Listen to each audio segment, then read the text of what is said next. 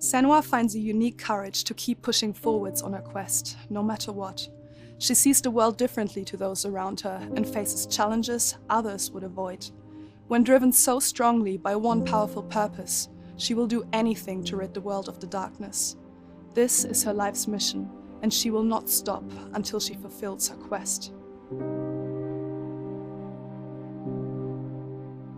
My name is Eddie, and I have lived with psychosis for most of my life. To me, psychosis means living in a different reality, a reality that isn't shared with other people. Often living with psychosis is dark and miserable. While experiencing psychosis, I've got to hear the voice of God, the opposite, seen and spoken with angels, and been to hell itself. Recovery college and peer support really did turn my life around. I thought I would never get better, and yet here I am.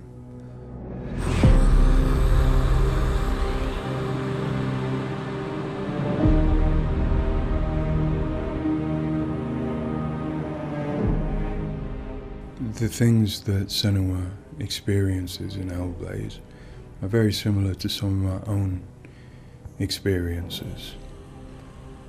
She lives in a reality that other people might find hard to understand.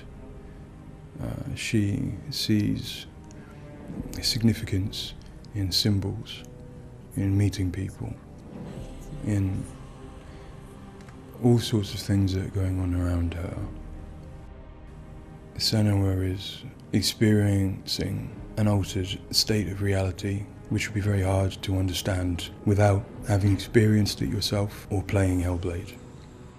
Lost soul who fought through hell to find us. You were lost. Not anymore. Are you ready for what you will find here? It's difficult saying that it's an illness, that it's not real. Of course, to me, it is. And of course, to Senua, it is. And that's what's driving her to do these amazing feats of courage, to overcome pain and exhaustion, to do what she knows she must. All the fear, everything I've seen, everything I've done has led me to this place. We've come so far, not far enough. Say it. You are ready. Tell them.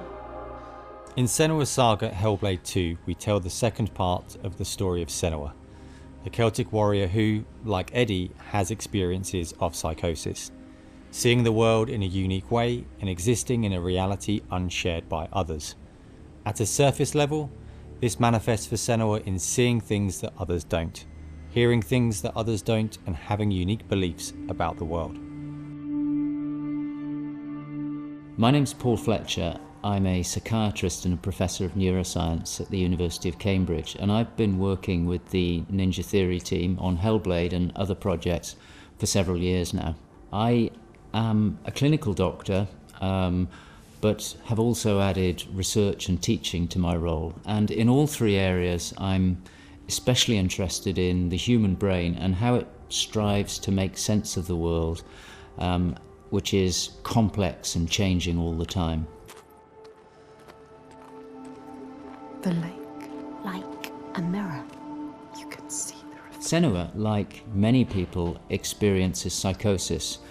Now, psychosis is not a diagnosis, although it is associated with a number of medical and psychiatric conditions. But ultimately, it's a loose description of a shift in one's experience of reality. What are you doing? Screams of the dead. There's something here.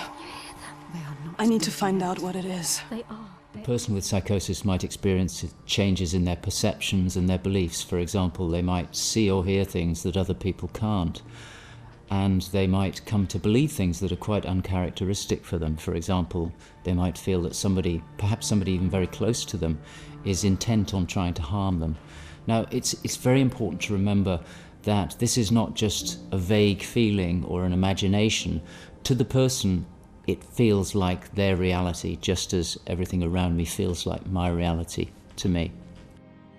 I, like many people, feel that in order to even begin to understand psychosis, we have to start with thinking about how the brain works in general, how it makes sense of the world around it. And when we do that, we're repeatedly confronted with evidence that actually it doesn't just rely on the evidence of our senses, but it actually relies on what it already knows, on its predictions, its anticipations, and its expectations. Your voices. Now that might seem like a defect. After all, why would we want to rely on what we already know rather than what the world is telling us?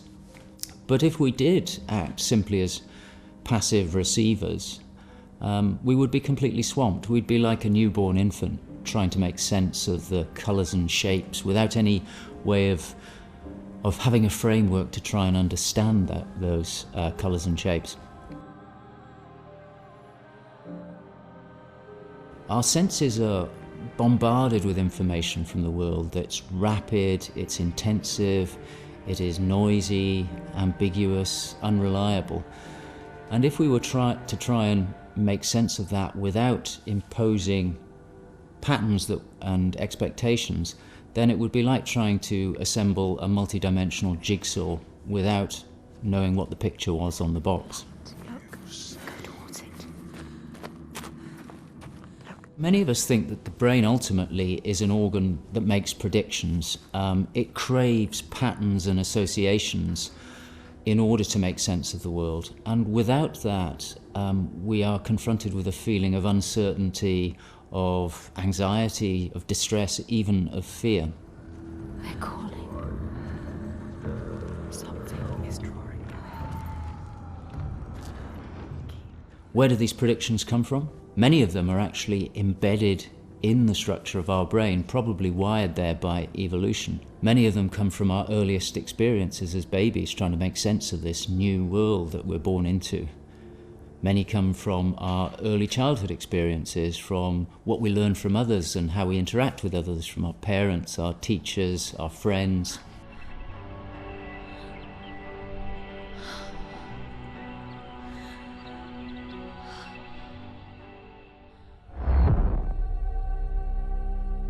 We all have a feeling that we're directly in contact with an objective reality, but it's probably the case that what we experience as our constructed model of the world is a blend of the evidence of our senses, but also what we are predicting or expecting from the world.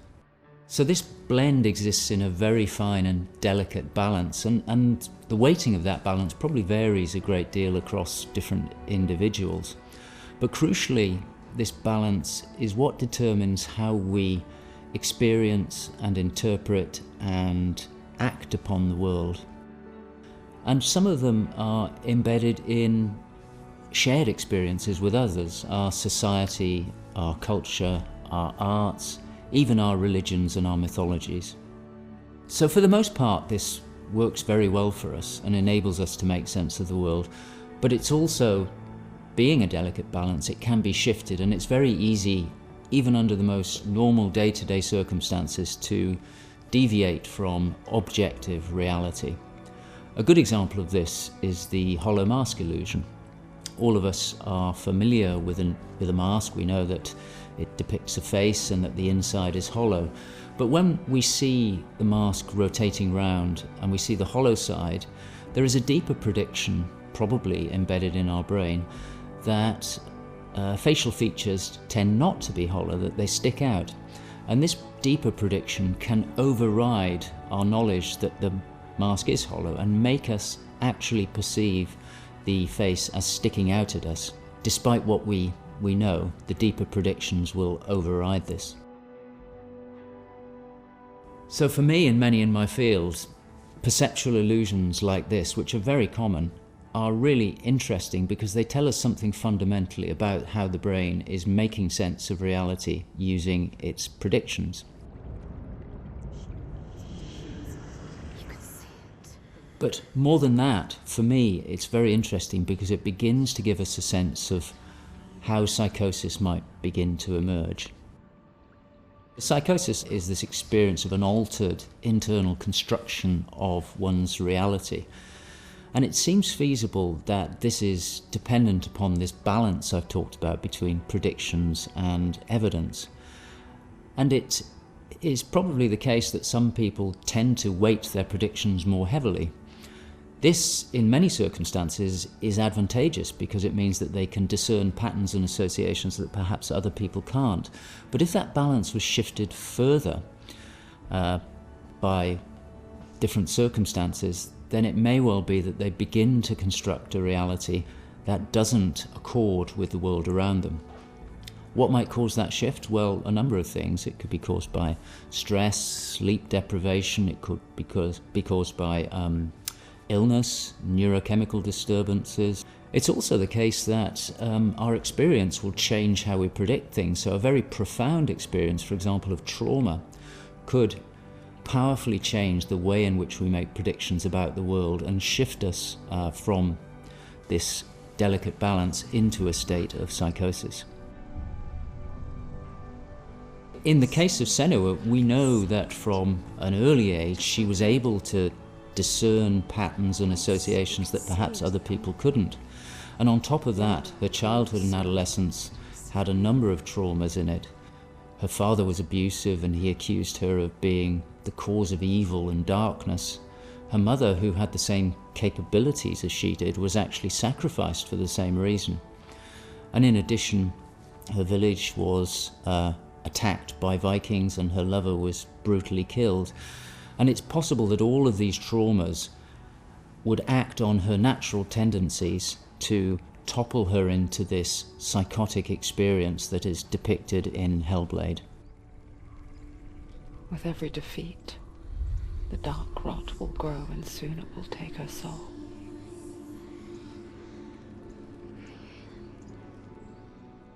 In Hellblade Senua's Sacrifice, we find Senua discovering and understanding her experiences. They're relatively new to her, and the pain and torment feels at its most acute. Having travelled to a new place, with a mind full of her trauma and truth stories of the Vikings, she embarks on a journey of coming to terms with what has happened in her life. Ultimately, rather than finding the unachievable certainty of rescuing Dillion, she achieves certainty in the realization that Dillion is gone forever. She learns to accept his death, and in turn, her experiences of psychosis.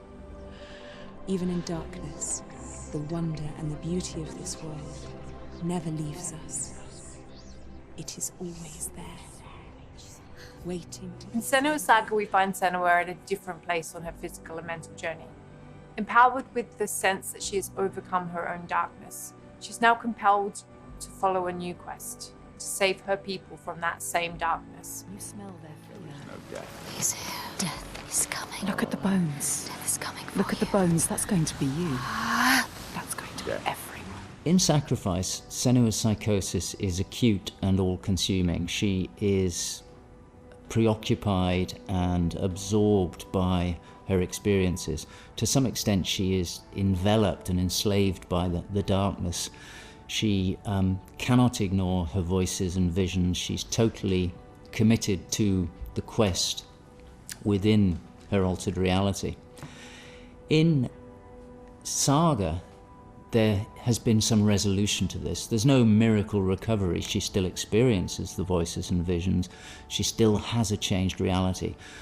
But the balance of power has shifted. She is the one who is able to be in control. She's able to resist and challenge the voices. She's able to make decisions that much more clearly reflect her own goals.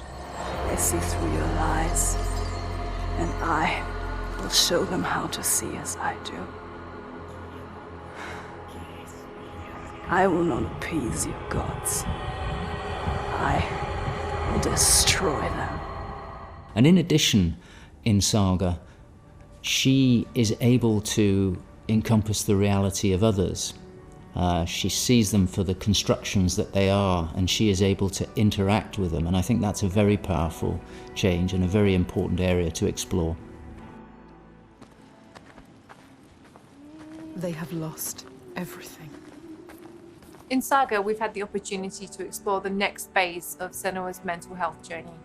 One where she's come to a place of understanding, but where she and us as creators have new challenges to overcome. Where Senua's belief system will clash with that of others. Her experiences will play out in the presence of people who don't share her perspective. And where she feels a new sense of power in being chosen for the quest, but also a new weakness, bowing underneath the weight of responsibility that sits on her shoulders. Wait.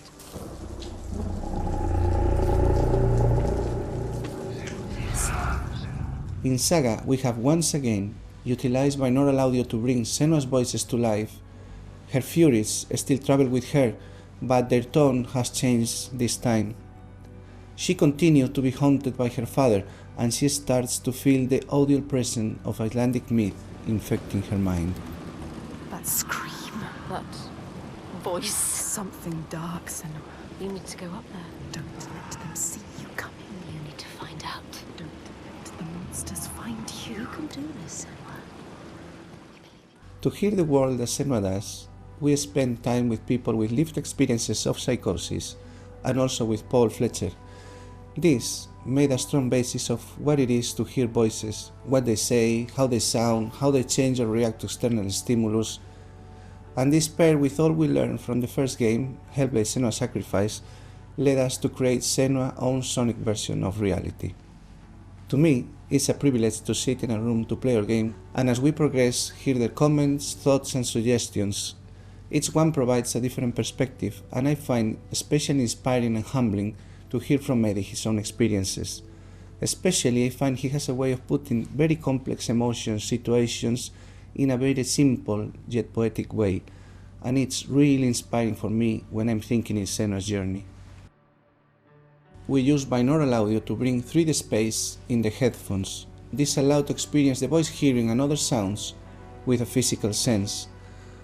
Also extremely important is the performance of the voices, and for that we have been collaborating with Helen and Abby, our Furies. They are the most prominent voices of Senua. The way we perform is important as well, allowing for freedom, movement, creative input from Helen and Abby, and also important to have with them conversation and spend time talking about the journey of our character.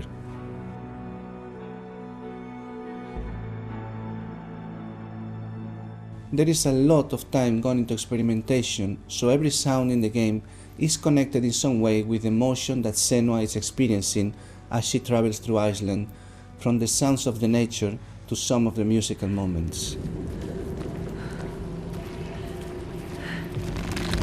What's a sign? Beyond of its uniqueness or not, I find that for me, something extremely important is to create a connection beyond the game. So in understanding Senua's own reality and going on a journey with her, I hope our players will understand better how people experience reality different, and in doing so, I feel, we break those walls that keep us distant and lonely. My brothers used to come here to practice fighting. Sneak out. Follow them. For Saga, in order to bring Senua's experiences of hallucinations to life, it was very important for us to listen to people's real lived experiences. It was then a case of thinking about how Senua's world and reality might look when faced with these types of examples. This would have been impossible without Paul Fletcher and amazing people like Eddie and Kathy, who've been so open and honest about what they have been and do go through on a day-to-day basis. I think it takes real strength to be able to talk about such personal things to a new group of people. On the visual side, we have lent into things like repeating fractal geometry shapes, cymatic patterns, with lighting and post-processing changes to all help reflect the current feelings of Senua. And hopefully, when combined with the audio and gameplay, the player will get a sense of what we are aiming to achieve. Dying right before your eyes, just killed before. No, this cannot happen again. You couldn't do anything. We have to stop it happening. Face it. You need to face it. Focus. You need to look at it. In Sacrifice, we saw a story of Senua's suffering at the hands of her experiences.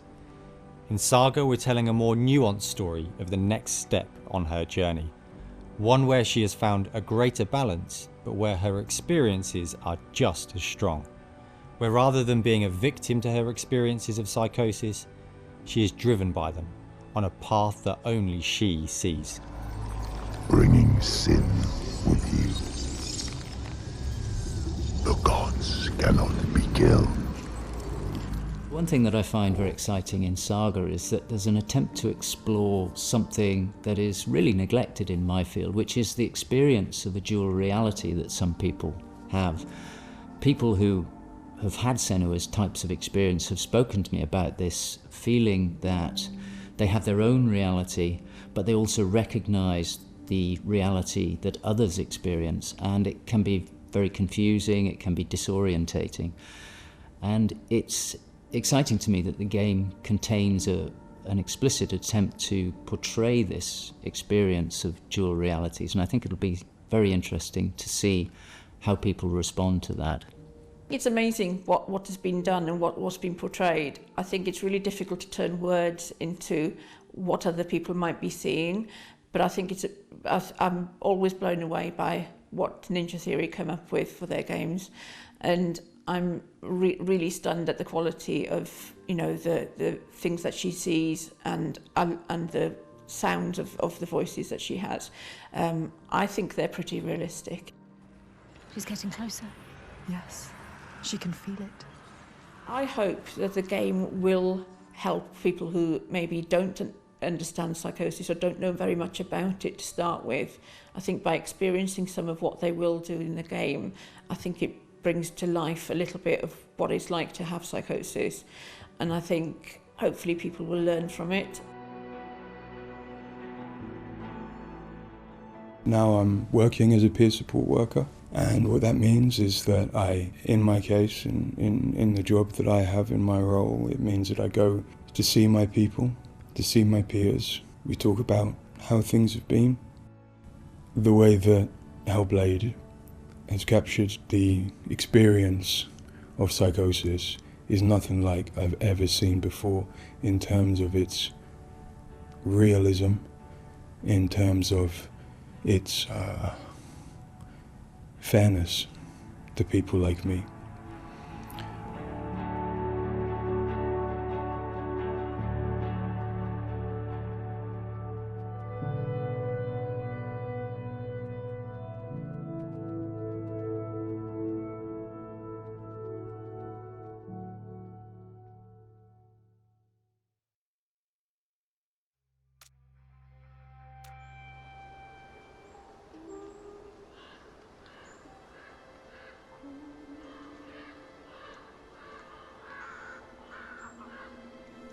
Senua, the outcast who became a warrior, who faced her demons and challenged the gods for her lover's soul, has accepted the voices, the furies, as part of herself.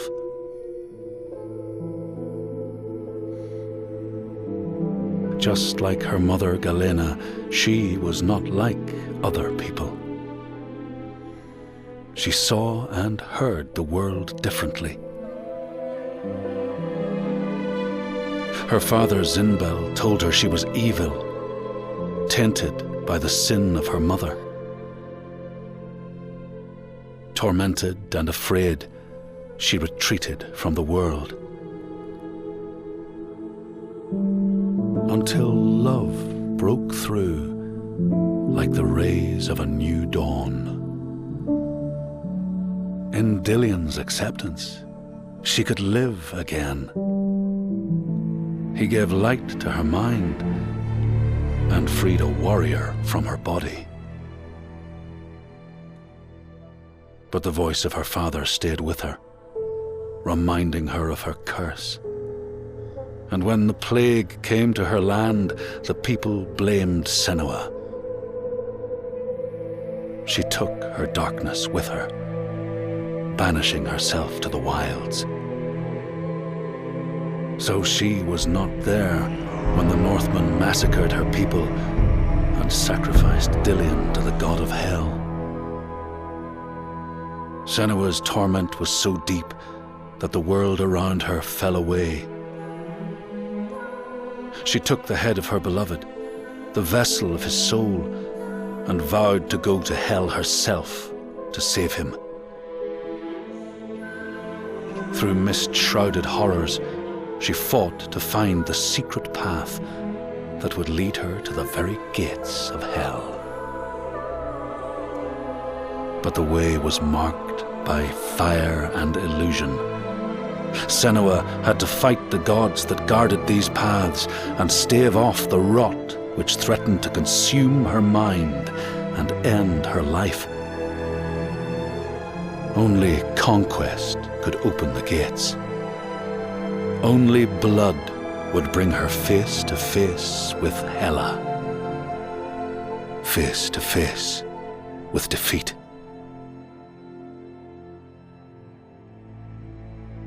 Once again, Senua was engulfed in darkness, lost in a maze of misery and confusion, until Dilian's voice led her to the promise of victory. A sword that could kill a god. To win the sword, Senua would drown in her darkest memories, pulling at the shards lodged in flesh, mind, and soul.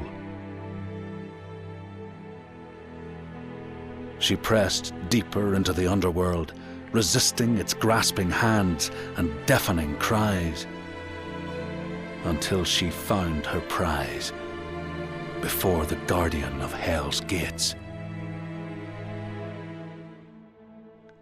Senua released her rage, a fury that could not be stopped, not by savage jaws, not by waves of warriors, not by the pull of death itself.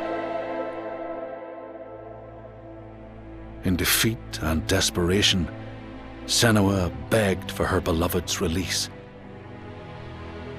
But a sacrifice must be made, and burdens cast away.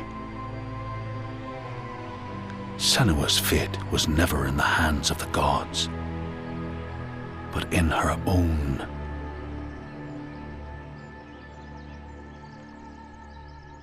Only she could choose, out of love, to live, to go on,